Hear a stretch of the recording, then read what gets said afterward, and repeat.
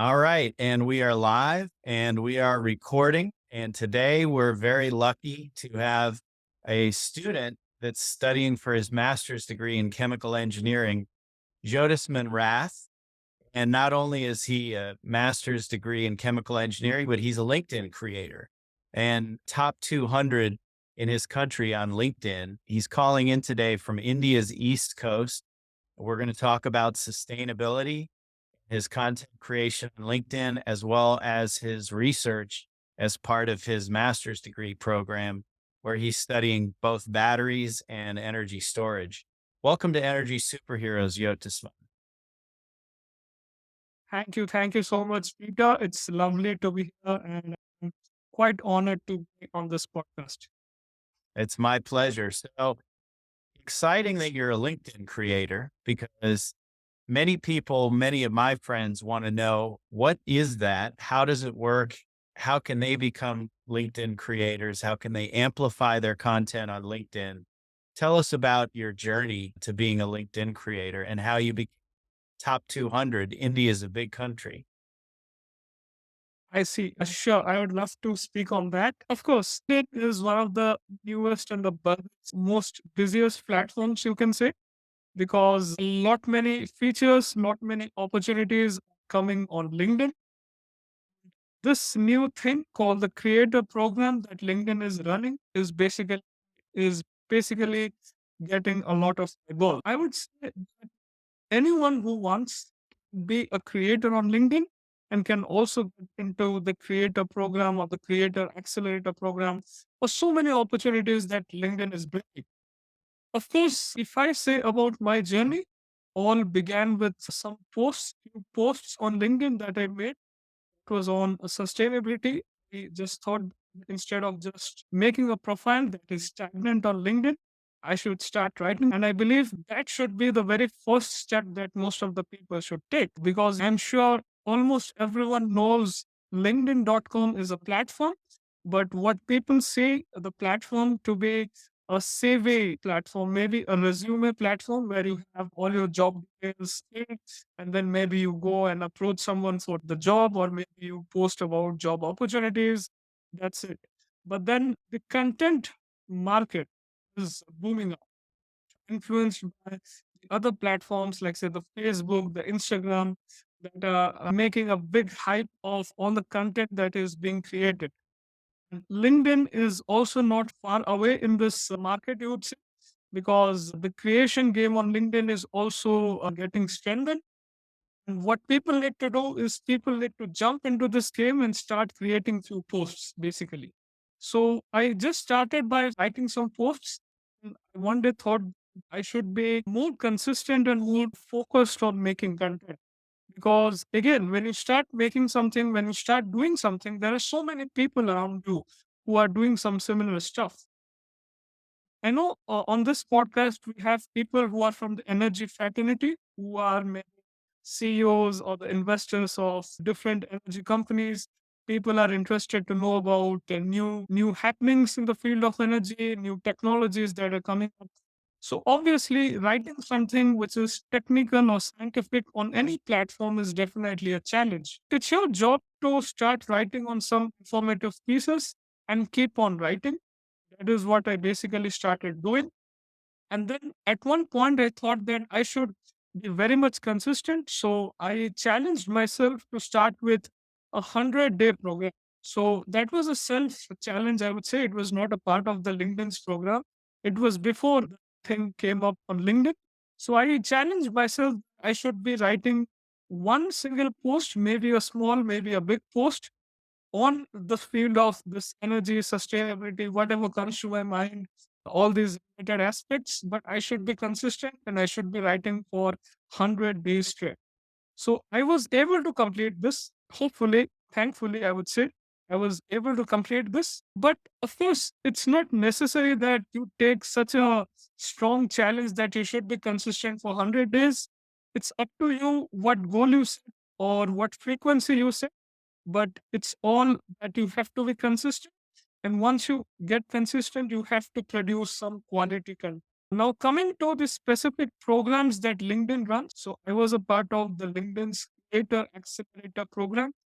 There are some programs like LinkedIn Creator Program.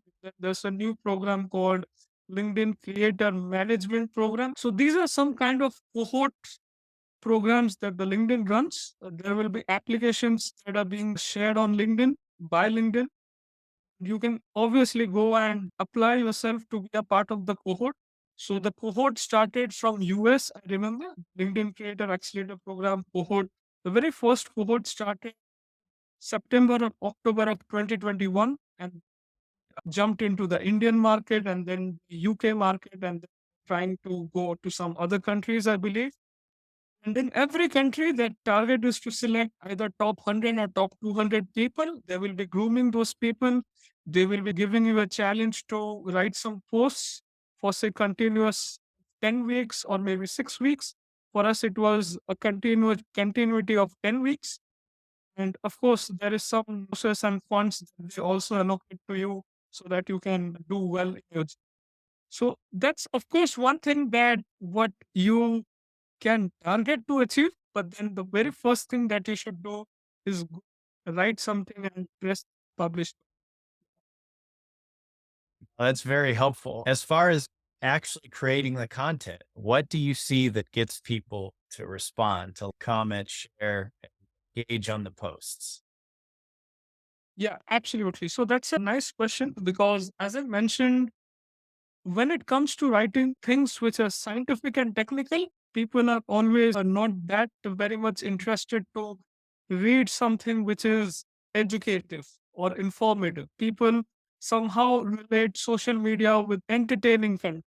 Okay. Or maybe some videos or some photos or some memes which are entertaining for people. And that's also correct because social media is something that people use in their free time. Now, LinkedIn is at a position where it's called to be the professional social media. So, of course, if you want to write about your niche, about a particular topic, then you are always welcome to write on that platform. Now, the biggest challenge is you have to make the content user friendly, or you can say reader friendly. Because if I just go on LinkedIn and type something which is quite technical, it is filled with a lot of jargons, then it's very difficult for people to understand. So maybe break it into small lines, maybe write something which is quite familiar to people. So for example, we had the FIFA World Cup, and then there's a lot of discussion going on how sustainable or how green is the event. So there's a lot of carbon emissions that is being done while organizing the event, and then FIFA and Qatar they say this event is carbon neutral. So you have the opportunity to into the facts and then maybe give your opinion. Like, is it actually carbon neutral or is it greenwashing? Or maybe is it something that would have been done? It's all about how you can be creative. And that is something that will help you in every aspect of life, not on social media itself. I think that's good. What's your opinion about the FIFA World Cup? Do you think that it is greenwashing, or do you think that they really are carbon neutral? Yeah, I just wrote a post on this before coming to this podcast. I thought that this would be a good example that I can share here.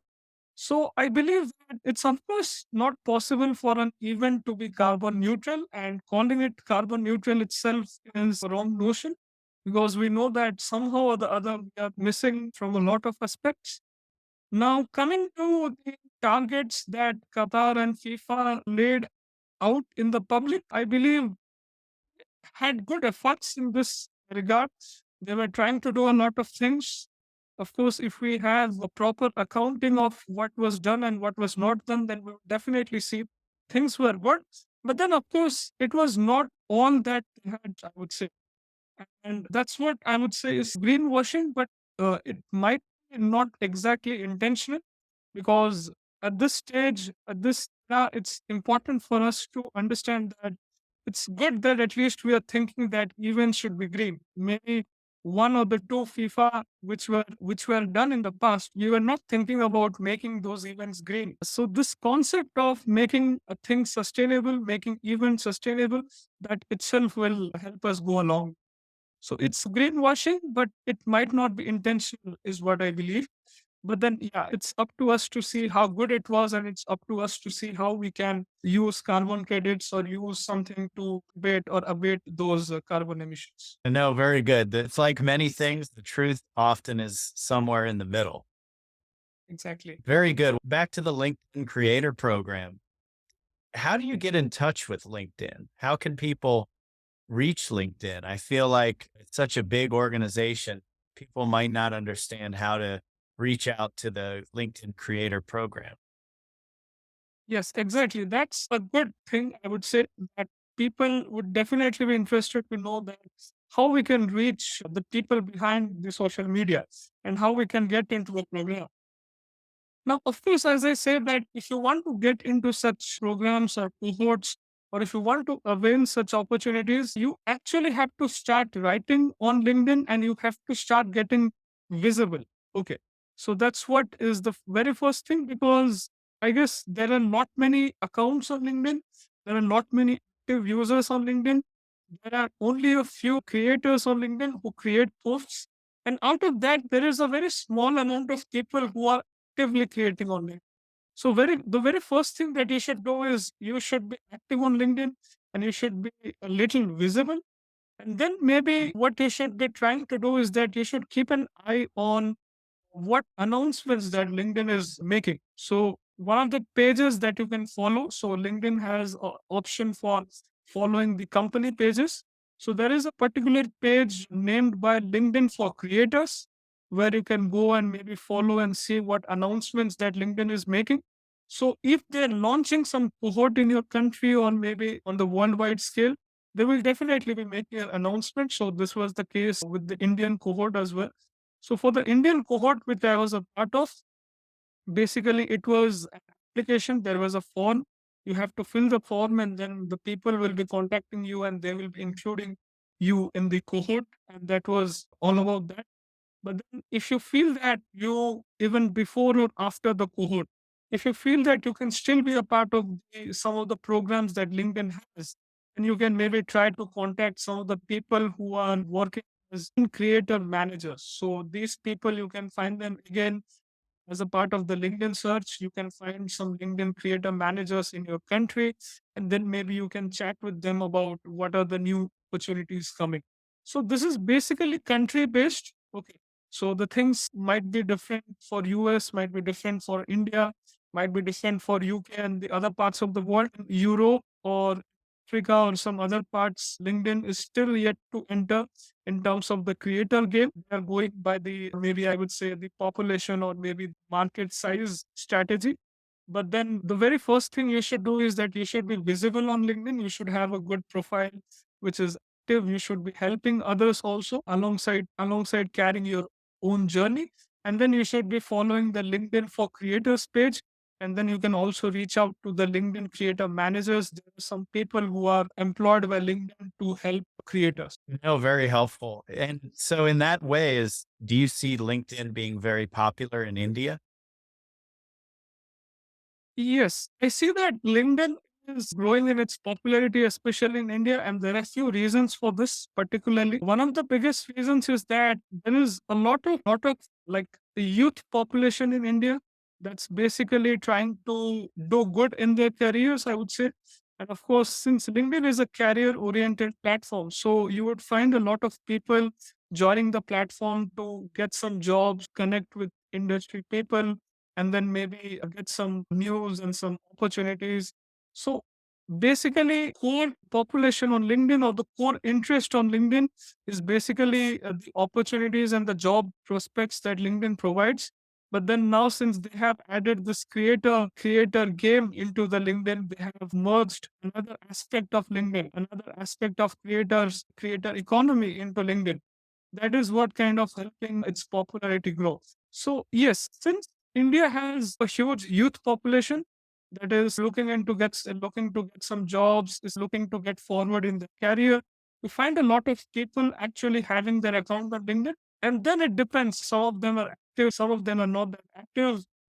It's always a good order. But yeah, I would say India is a good market for LinkedIn, and I suppose not only for LinkedIn. India is a good market for many other social media platforms, Instagram, Facebook, and all. And now I've certainly noticed that both in terms of new companies, because our investment banking practice, we're involved with sustainable energy and infrastructure. And we see many high tech companies in the sustainable energy sector, both in terms of energy, but also in terms of software coming out of India. Feels like the entrepreneurial spirit is really strong inside India. There was recently a piece in the Wall Street Journal mentioning that India's forecast to surpass China in population and will probably over the next 10 years have one of the most rapid growth in terms of GDP. So do you feel very hopeful for India generally? Yes, that's of course an yes.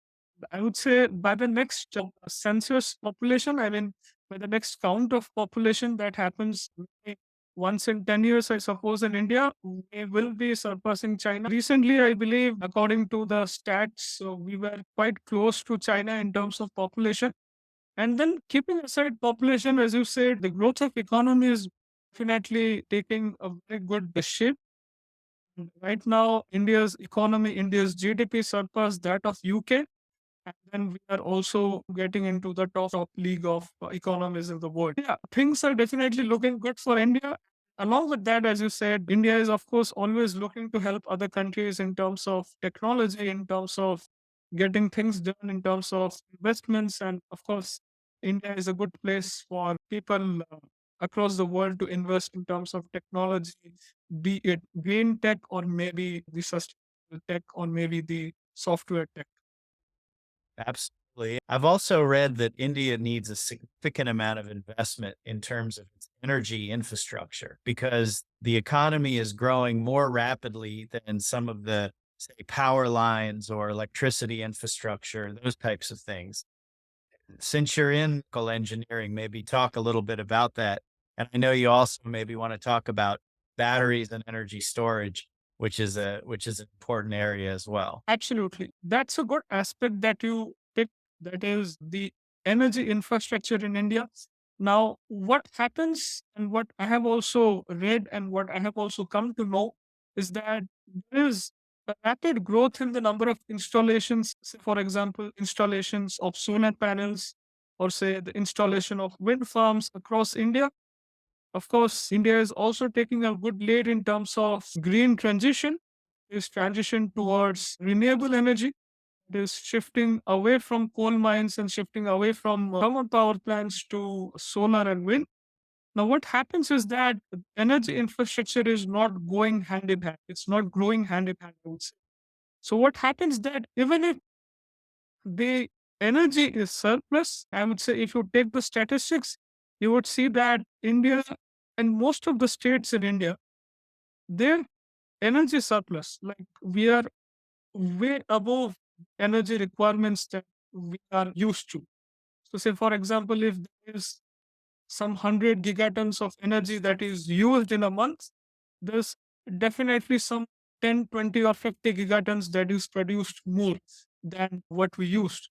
But still, we see that there is a shortage of power in some areas or some states of India. There's some power outages that happens regularly. If you go to the rural India, then there is still some issue, and I would say still a significant issue with the electrification that is to be done. Of course, the urban India is taking a good shape. All the pictures, all the videos, all the news that you hear about urban India is quite positive. But then there are a lot of negative sides as well that you may not like to see if you come to rural India. So all the problem lies in energy infrastructure and also how we manage energy. So even if India is an energy surplus country, it's difficult for India to manage its energy resources, and it's on the problem with the infrastructure. So in that regard, I would say that there's a lot of work going on in terms of installation of grids. We have our prime minister, we have our government coming with initiatives like one nation, one grid. And there is something called smart grids and digitalization of grids, so energy does not get lost somewhere or it's not stolen somewhere. Maybe it goes to the right people at the right time at the right time of the day. So these kind of things are coming along with the growing installations of solar panels, growing installation of wind farms. And then this infrastructure problem will take a little more time to be solved because it's actually not an issue with technology per se. It's sometimes an issue with the geography different states of India are located in. So there's a huge difference in geography if you see the different states of India, and then of course there's somehow I would say some political issues at every level. It kinds of restricts the proper installation of energy infrastructure in it. So that's of course a challenge, but then maybe some investment will definitely help in this. For sure, it's a big challenge in many countries. Here in the United States, we have a challenge with water infrastructure because a lot of our pipes are old. And so now they need to be replaced. And the government hasn't moved quick enough to upgrade the water infrastructure. So I think globally with energy transition, we're going to see a huge amount of infrastructure investment that's required. I saw that McKinsey forecasts between 1 and 3 trillion per year in order to execute on the energy transition and get to net zero. And that may even be an underestimate because we know how probably what'll be is underinvestment and then really lots of investment towards the end because it's just normal for us to delay. But yeah, we see infrastructure as being a huge mega trend globally, in addition to commodity price inflation. So it's going to take a significant amount of infrastructure investment and investment generally to be able to reach the hope of net zero. That's for sure. Tell me about your studies. Engineering, is that right? Yeah, chemical engineering. Oh, Okay. chemical engineering. I'm sorry. I knew Yes, I was no saying it wrong. issues. Chemical engineering, and you're working towards a master's degree program. When are you going to graduate? I will be graduating in 2024, quite some time to delve into my studies and my project stuff. And then, of course, I will be looking for a PhD in, say, chemistry or electrochemistry materials. Then I will be looking for what I can do to serve the society in a better way. Very good. And you have a lot of research and interest in batteries and batteries as it relates to energy storage. Tell us about your research. So when it comes to batteries, there is a whole world of things waiting to be unveiled, I would say. Putting batteries into one podcast, I would say that would be a different podcast maybe for some other day. Now coming to what I have been working on or what of my research interest, basically I have been working on something known as metal air batteries. Now, I'm not sure if a lot of people have heard about this, but then I'm sure you have heard about something like aluminum or lithium. These are some of the new chemistries that are coming up. These are some of the new battery technologies that are said to be competitors of the lithium ion batteries that we are currently using. And we all know what are the issues that we have with the electrochemical batteries, basically that are made out of lithium ion chemistry. Okay, so there is the issue with the pricing, there is the issue with shortage of metals, and then there's the issue with the fire and safety. There's a lot of issues which maybe metal air batteries can solve.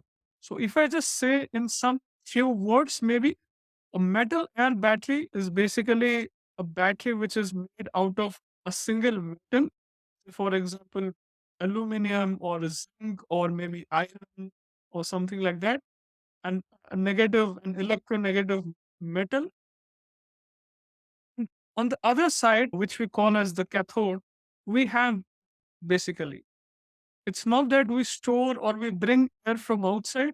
It's basically the oxygen that is available in the air that gets utilized while the battery is discharged. Okay. So it's the hydrogen oxygen fuel cell that we use. But then, as we know, that hydrogen is costly. And instead of using hydrogen and then again producing and then putting the hydrogen into a fuel cell, we basically have one metal which is a solid and it's there inside the battery, but the oxygen comes from outside. And then when you recharge the battery, the oxygen can be put out again into the atmosphere. Okay, so a breathe in and a breathe out battery, I would say. So that's all about metal air batteries and picking a lot of research attention recently. It's not exactly new. I would say it has been 50, 60 odd years of this particular chemistry, but then in the last 2 decades, there is a lot of attention that they are grabbing. There's a lot of particular research that is happening in this particular area. Now, if I just add few more things, there is one particular company called Energy, an Israeli company named Finergy. So they came up with a electric vehicle prototype that was running on aluminum batteries. If you might have seen, that was a very popular video. Maybe I would remember that was way back in 2015, maybe. So they made a prototype which was running on aluminum and batteries, and one of the things that they were proposing, and of course, they were not the only company, there is also a few more companies in India and outside India as well. So, what they propose is that by using aluminum and batteries, they will be using aluminum as a fuel and then they will be recycling aluminum once the battery is exhausted. So, aluminum economy instead of this petrol economy, gasoline economy, or hydrogen economy. So, they were proposing for an aluminum economy. So these concepts are also quite new and we might see, but then still a lot of research is to be done. And for that, lithium ion or sodium ion will still stay here for some more time. It will still stay for 5 more years, I would say. And after that, we may start seeing lithium ion batteries for the very beginning. Interesting. Yeah, I actually hadn't heard of that before. Do you know if some of the bigger car makers, Tesla or any of these, have tested this type of metal air battery technology? Okay, so and as I remember, Tesla is not into the lithium or the metal end game, but I'm sure that companies like Volkswagen, BMW, and some European car makers have tried to get on this. But I would say that the industry right now is particularly looking for ion chemistry. It's lithium ion or sodium ion chemistry. What we see right now, the metal air technology is is established, but it's still in the laboratory scale. Like it's in the verge of coming out from laboratory. So maybe TRL6 or TRL7. Okay. TRL5 to TRL6, I would say that would be the perfect number. And there are not much proper car makers who are working on installing metal air batteries into their chemistry. But then there are other startups, as I said, there is Energy, and then there are some other startups that are working to working to research and bring out the proper lithium or the proper metal air chemistry. So, in terms of investors or investments, I would say you may look out for some startup which is looking to develop these kind of chemistries, and at least these are good to start with standalone energy storage, or maybe some small application devices. Say, for example, mobile phones or laptops. These are good places to start the metal air journey, and then in few years maybe they will be coming to electric vehicles as well. No, very good. This battery topic is timely right now.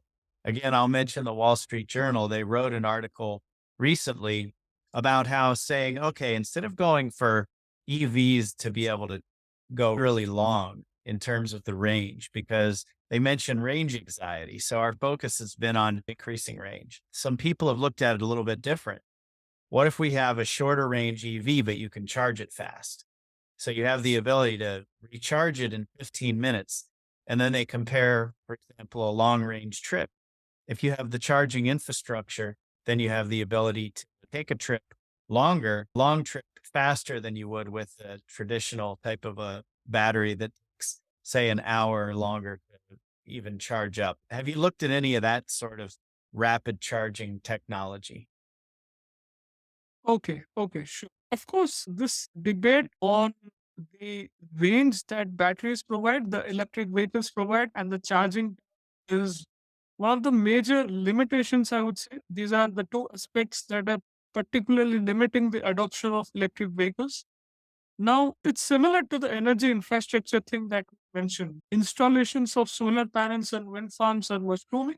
Similarly, the topic of electric vehicles or the manufacturing of electric vehicles is growing fast, but then we don't have the right infrastructure to bring those electric vehicles on board.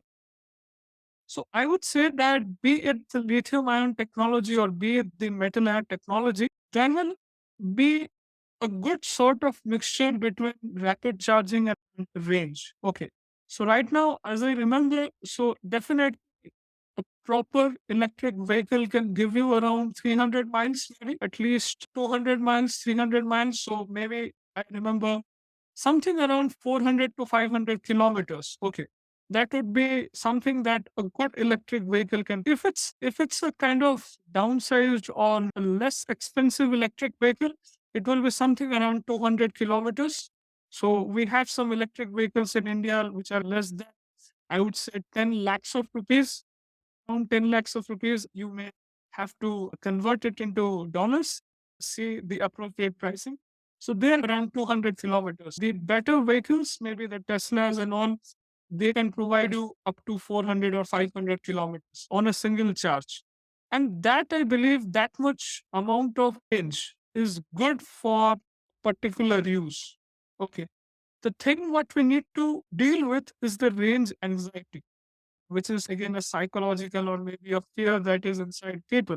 So that will get sorted once we see a lot of such vehicles running and successfully running for so many kilometers on one single charge. So that psychological or maybe the people perception thing will definitely change in some days. The range will definitely increase. Actually, the range depends on, as I said, how much costly is your vehicle. Maybe if a lot of batteries are loaded and if your vehicle is big, then of course you have a better range. Of course, when the technology or chemistry develops slightly, you will get a better range. Now, coming to fast charging, we have around the technology right now can charge up to 60 to 70% in 1 hour and up to 80 to 90% in another 1 hour. So Tesla, of course, promises that you can charge up to 80-90% in 1 hour, or maybe even lesser.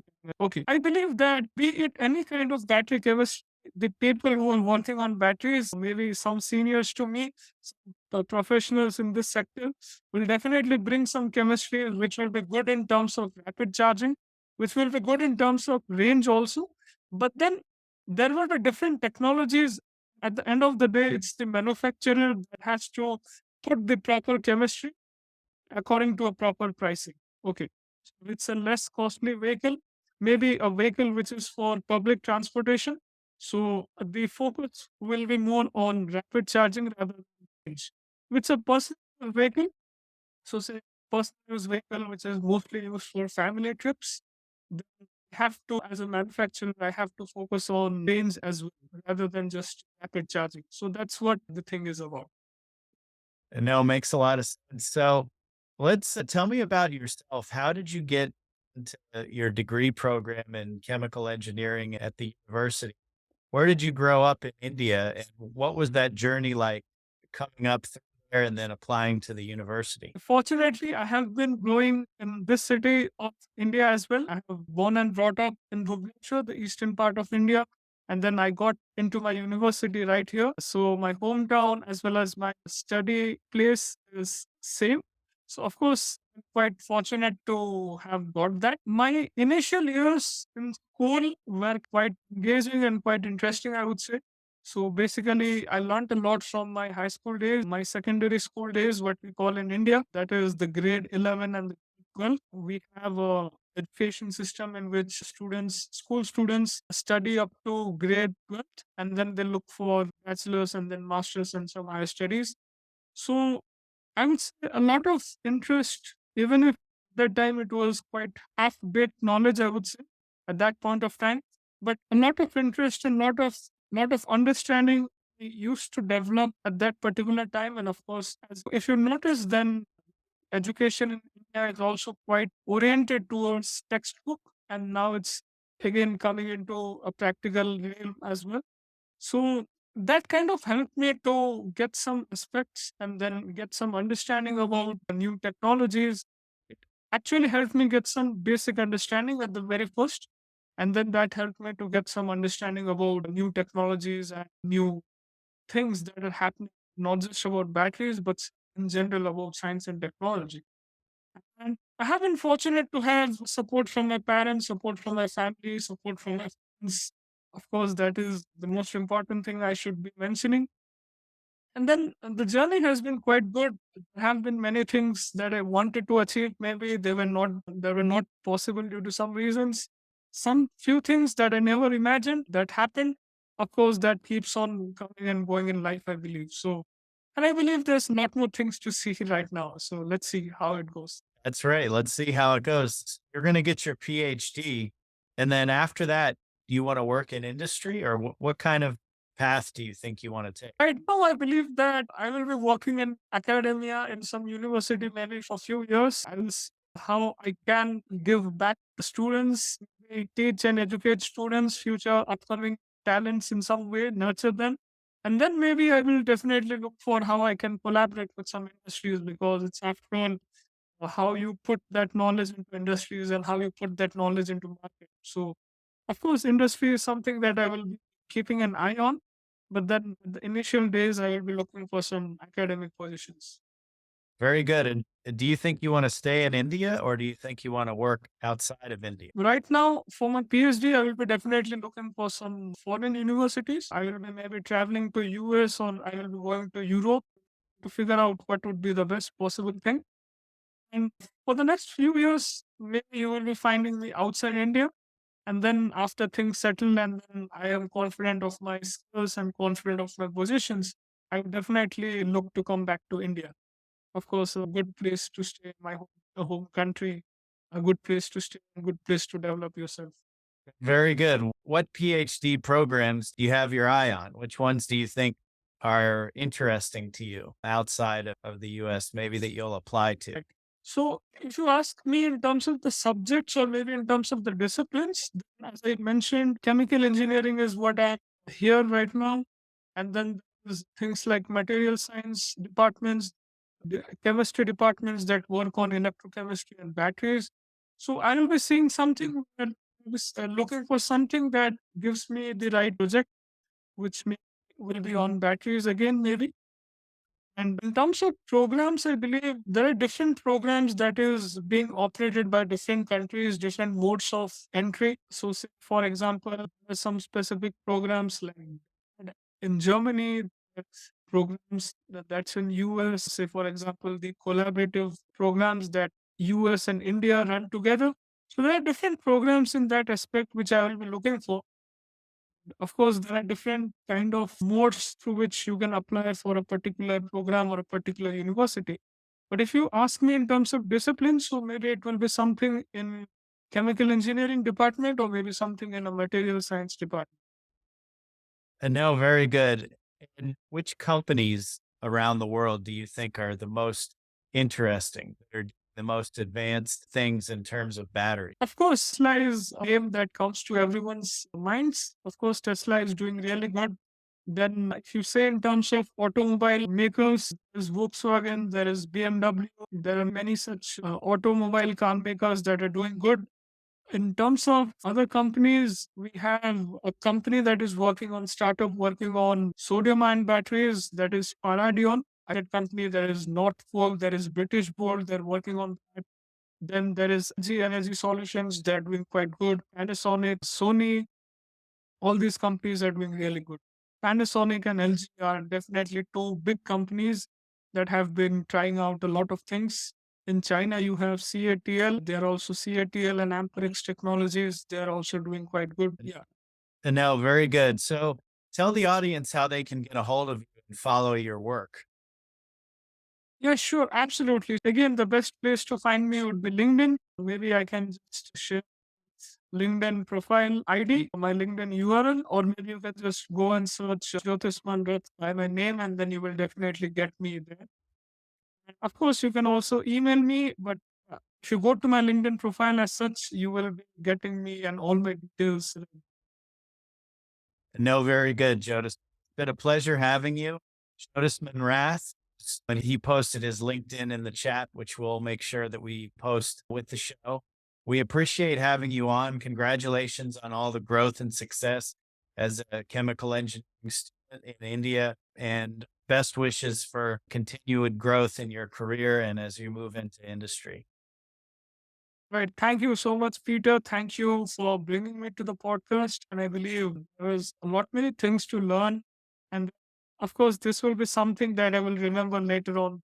I was called for a podcast and then we discussed some things that maybe turned out to be positive in future. Very good. That's what it's all about, is trying to make a positive impact on the world. Thank you.